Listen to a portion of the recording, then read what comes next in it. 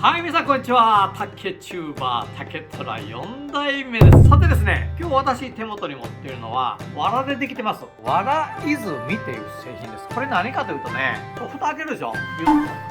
そうするとこんな分厚い藁で編まれてるんですけれど、おひつを入れてね、おひつのご飯を冷まさないようにする昔ながらの道具なんですよ。今はね、お寿司屋さんとか飲食店で使われることが多い道具なんですが、すごい迫力ですよ。これ重たいしね、結構なね重さですよ。それもそのはず。これ藁でずっとできてるんだけど、かなりの厚みですよ。横も厚いし、この上の天井部分、これもかなりの厚みです。内側もこんな厚みですから、そこがねまた厚いんですよ。そこもこんな綺麗に編まれてますけどね、厚みがあるがために結構な保温力のある藁泉なんですが、今回ですね皆さんにご紹介したいのはこれなんです。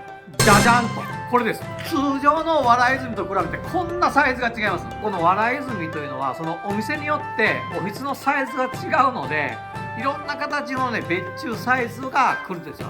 それぞれのねお店のサイズがあるので、ありがたいことにいろんなねサイズ違いの別注サイズの藁泉のご注文をいただいてます。これなんかかなり小さい。この通常の藁泉と別注サイズの藁泉比べるとこれだけ違います。蓋をちょっと開けてみますね。ガンとこれだけ違いますんで、おひつのサイズがねそれぞれのお店で違うんじゃないかなということなんですよね。小さくても作りは本格的、厚みもねしっかりありますよ。そこの厚みもしっかりあってね、蓋もやっぱりね結構重たいです。しっかりとした作りです。これだけサイズが違っても保温力もバッチリ。いろんな全国のお寿司屋さんあるいは飲食店の皆さん、時間はかかってるんですが、こういった別注サイズできますので、ぜひですねお問い合わせいただきたいなというふうに思っています。ノーバンノーライフ。